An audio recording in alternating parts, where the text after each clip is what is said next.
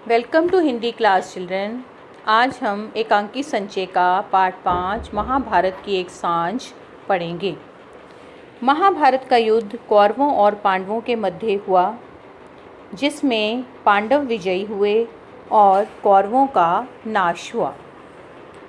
धृतराष्ट्र महाभारत काल के हस्तिनापुर के जन्म से अंधे राजा थे, जिनके 100 पुत्र थे। उनका सबसे बड़ा पुत्र दुर्योधन, जिसका मूल नाम सुयोधन था, ये कौरव कहलाए।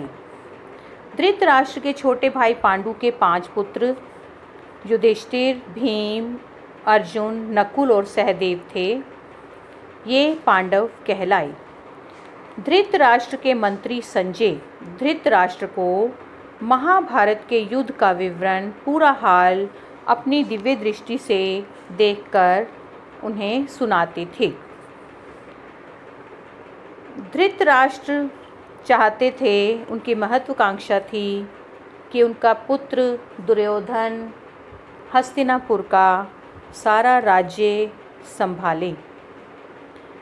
धृतराष्ट्र संजय से कहते हैं, कह नहीं सकता संजय, किसके पापों का ये परिणाम है, किसकी भूल थी जिसका भीषण विष फल, बहुत जहरीला फल हमें मिला। ओह, क्या पुत्र मोह अपराध है, पाप है? क्या मैंने कभी भी संजय, शांत हो महाराज, जो हो चुका उस पर दुख करना व्यर्थ है, बेकार है। अपनी रक्षा का कोई उपाय न देखकर महाबली सुयोधन द्वैतवन के सरोवर में घुस गए और उसके जल स्तंभ में छिपकर बैठे रहे। पर ना जाने कैसे पांडवों को इसकी सूचना मिल गई और वे तत्काल उसी समय रथ पर चढ़कर वहां पहुंच गए। भीम और युधिष्ठिर रथ पर सवार होकर वहां पहुंचते हैं और दुर्योधन को ललकारते हैं। भीम युधिष्ठिर को बताते हैं, लीजिए महाराज, यही है द्वैतवन का सरोवर। वे अहेरी शिकारी कहते थे कि उन्होंने दुर्योधन को इस जल में छुपते हुए देखा। युधिष्ठिर, आओ हम लोग उसे बाहर निकालने की चेष्टा करें, कोशिश करें। जल की कलकल की ध्वनि होती है।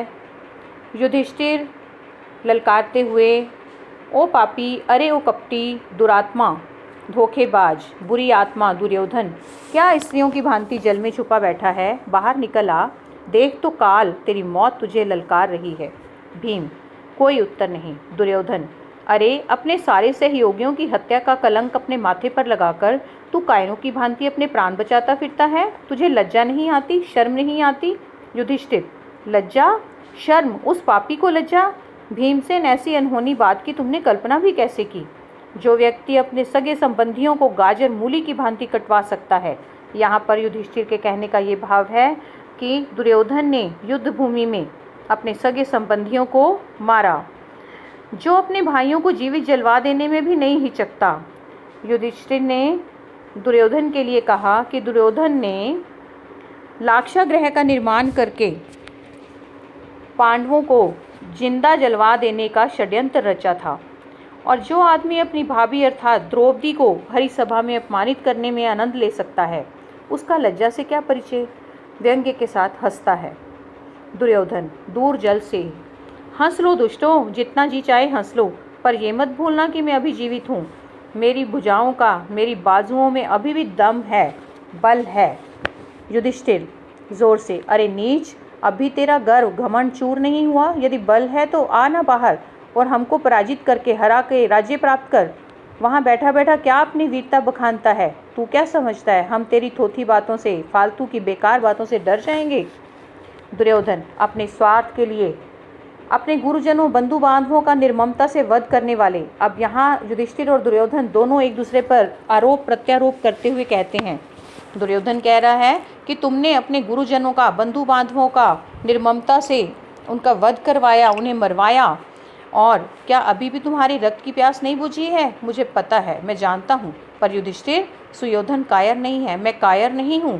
प्राण, जब तक मेरे प्राण हैं तब तक मैं तुम्हारा अस्तित्व, तुम्हारा अधिकार, तुम्हारी शक्ति, तुम्हारा प्रभुत्व स्वीकार नहीं कर सकता। भीम, तो फिर आ ना बाहर और दिखा अपना पराक्रम।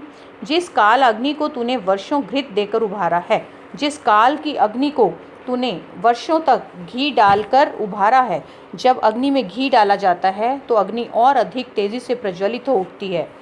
कहता है उसकी लपटों में साथी तेरे साथी तो स्वाह हो गए, लेकिन उसके घेरे से तू क्यों बचना चाहता है? अच्छी तरह समझ ले, ये तेरी आहुति लिए बिना शांत ना होगा, अर्थात तुझे भी ये इसमें जलना होगा।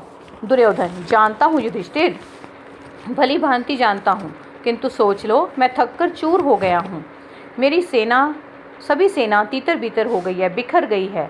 मेरा कवच जो मैंने अपनी रक्षा के लिए पहना था वो फट गया है। मेरे सारे शस्त्र अस्त्र सब चुक गए हैं, टूट गए हैं। मुझे समय दो युधिष्ठिर, मुझे थोड़ा सा समय चाहिए। क्या भूल गए मैंने तुम्हें 13 वर्ष का समय दिया था? युधिष्ठिर हंसकर, 13 वर्ष का समय दिया था? दुर्योधन, तुमने तो हमें वनवास दिया था ये सोचकर कि 13 वर्ष वन में रहकर हमारा सारा उत्साह ठंडा पड़ जाएगा, हमारी सारी शक्ति समाप्त हो जाएगी, क्षीण हो जाएगी, कमज़ोर हो जाएगी, हमारे सहायक बिखर जाएंगे और तुम अचानक हम पर विजय पा सकोगे। इतनी आत्मप्रवंचना मत करो, तुम अपने आप को धोखा मत दो, खुद को धोखा मत दो। दुर्योधन, युधिष्ठिर, तुम तो धर्मराज कहलाते हो, धर्म की राह पर चलने वाले और धर्म के राजा कहलाते हो। तुम्हारा अभिमान, तुम्हारा तो ये मान है कि तुम कभी अधर्म नहीं करते, अधर्म की राह पर नहीं चलते। फिर तुम्हारे रहते तुम्हारी आंखों के आगे ऐसा अधर्म हो, सोचो तो। भीम हंसकर, अच्छा अब तुझे धर्म का स्मरण हुआ, अब तुझे धर्म याद आ रहा है। सच है, कायर और पराजित लोग जब अंत में धर्म की शरण ही लेते हैं। कहते हैं जो कायर होते हैं और पराजित होते हैं वे ही अंत में धर्म की शरण में आते हैं। युधिष्ठिर, अरे दुष्ट, तेरा धर्म तब कहाँ चला गया था जब एक निहत्थे बालक को 7 महारथियों ने मिलकर मारा था। यहाँ पर अभिमन्यु वध की बात की जा रही है कि युद्ध में अभिमन्यु को चक्रव्यूह में घेरे में लेकर उन्होंने 7 महारथियों ने उसे मार दिया था। जब आधा राज्य तो दूर सुई की नोक के बराबर भी भूमि देना तुझे अनुचित लगा था। तुमने हमें हमारा अधिकार, आधा राज्य तो देने की बात दूर रही, तुमने तो सुई की नोक के बराबर भी हमें भूमि देने से इनकार कर दिया था।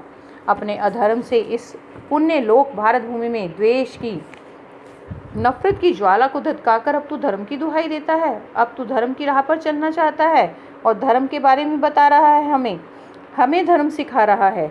शर्म की बात है, तेरे ज्ञान को, धिक्कार है तेरी वीरता को। दुर्योधन, एक निहत्थे जिसके हाथ में कोई हथियार नहीं था, थके हुए व्यक्ति को घेरकर कहता है मैं भी तो, मेरे पास भी अब मैं कोई हथियार नहीं है। थके हुए व्यक्ति को घेरकर वीरता का उपदेश देना कितना आसान है युधिष्ठिर। मुझे खेद है, मुझे दुख है, मैं उसके लिए तुम्हारी प्रशंसा नहीं कर सकता, पर मैं सच कहता हूँ तुमसे, इस नर हत्याकांड से, ये जो इतना नर हत्याकांड हुआ है, ये इतनी मार काट हुई है, नरसंहार हुआ है, इतने लोग जो मारे गए हैं, इतनी हत्याएं हुई हैं, कहते हैं मुझे इससे विरक्ति हो गई है, मैं इससे डिटैच्ड हो गया हूँ। मैं अब ये मार काट, खून खराबा ये नहीं देख सकता। इस रक्त रंजित सिंहासन पर बैठकर, इस खून से सने हुए सिंहासन पर बैठकर राज्य करने को मेरी अब कोई इच्छा नहीं है। तुम निश्चिंत मन से जाओ। अब वह दुर्योधन युधिष्ठिर को कह रहा है कि तुम यहाँ से निश्चिंत मन से जाओ और राज्य के सुख को भोगो। सुयोधन तो वन में जाकर, वह स्वयं के बारे में कहता है कि मैं तो वन में जाकर भगवत भक्ति में अपने दिन बिताऊंगा। भीम, व्यर्थ है दुर्योधन, बेकार की बातें हैं ये सब। तेरी ये सारी कूटनीति, तेरी ये गुप्त चालें जो तेरे दिमाग में चल रही हैं, तेरे मन में जो चालें चल रही हैं, ये सब बेकार हैं। अपने पापों के परिणाम से अब तू किसी भी प्रकार से बच नहीं सकता। बाहर निकलकर युद्ध कर, बस यही एक रास्ता है। दुर्योधन, अप्रस्तुत को मारने से यदि तुम्हें संतोष मिलता हो तो लो, मैं बाहर आता हूँ। जल से बाहर निकल कर आता है और जल के बाहर निकलने की जल की आवाज़ आती है। पर मैं पूछता हूँ युधिष्ठिर, मेरे प्राणों का नाश करके तुम्हें क्या मिल जाएगा? युधिष्ठिर, अरे पापी, यदि प्राणों का इतना ही मोह था, इतना ही अपने प्राणों से प्रेम था, तो फिर ये महाभारत क्यों रचाया? न्याय को ठोकर मारकर अन्याय का पथ तूने क्यों ग्रहण किया? क्यों तू अन्याय के रास्ते पर चलता रहा? दुर्योधन, युधिष्ठिर, मैंने जो कुछ भी किया अपनी रक्षा के लिए किया। मैं जीना चाहता था, शांति और मेल से रहना चाहता था। मैं नहीं जानता था कि तुम्हारे रहते मेरी ये कामना, मेरी ये इच्छा, ये छोटी सी इच्छा कभी पूरी नहीं हो पाएगी। भीम, पाखंडी, तुझे झूठ बोलने में लज्जा नहीं आती? वास्तव में भीम और युधिष्ठिर दुर्योधन के चरित्र से अच्छी तरह से वाकिफ थे। उन्हें दुर्योधन के बारे में पता था कि दुर्योधन किस तरह के चरित्र का व्यक्ति है और कैसी चालें चलता है वो। दुर्योधन, ले लो राक्षसों, यदि तुम्हारी हिंसा इसी से तृप्त होती है, यदि तुम्हारी प्यास इसी से बुझती है, तो ले लो, मेरे प्राण भी ले लो। जब मैं जीवन भर प्रयास करके, कोशिश करके भी अपनी एक घड़ी शांति से नहीं बिता सका, मुझे एक पल भी चैन नहीं मिला, तो जब मैं अपनी एक भी कामना को फलते ना देख सका, अपनी एक भी इच्छा को पूरा ना कर सका, तो अब इन प्राणों को रखकर भी क्या करूँगा। लो, उठाओ अस्त्र और उड़ा दो मेरा शीश। अब देखते क्या हो, मैं निहत्था तुम्हारे सम्मुख खड़ा हूँ, मेरे हाथ में कोई अस्त्र शस्त्र नहीं है। ऐसा सुअवसर, ऐसा सुंदर अवसर तुम्हें कब मिलेगा, मेरे जीवन के शत्रुओं। युधिष्ठिर, पहले वीरता का अभिमान दिखाते हो और अंत में दया की भीख मांगते हो, करुणा की भीख मांगते हो। कायरों का यही नियम होता है। परंतु दुर्योधन, कान खोलकर सुन लो, हम तुम्हें दया करके छोड़ेंगे भी नहीं। हम तुम्हारे ऊपर दया करके तुम्हें ऐसे नहीं जाने देंगे, और तुम्हारी तरह अधर्म के रास्ते पर चलकर हम हत्यारे भी नहीं कहलाना चाहते। हम तुम्हें कवच भी देंगे और अस्त्र भी देंगे, तुम्हारी रक्षा जिससे हो सके। तुम अपने शरीर की रक्षा के लिए कवच भी तुम्हें मिलेगा और तुम्हें अस्त्र भी देंगे। तुम जिस अस्त्र से लड़ना चाहते हो बता दो, हम में से केवल एक व्यक्ति ही तुमसे लड़ेगा, और यदि उस युद्ध में तुम जीत गए तो सारा राज्य तुम्हारा हो जाएगा। कहो, ये तो अधर्म की बात नहीं है, स्वीकार है? क्या तुम इसे स्वीकार करते हो? भीम, इस दुराचारी के साथ ऐसा व्यवहार बिल्कुल अनावश्यक है।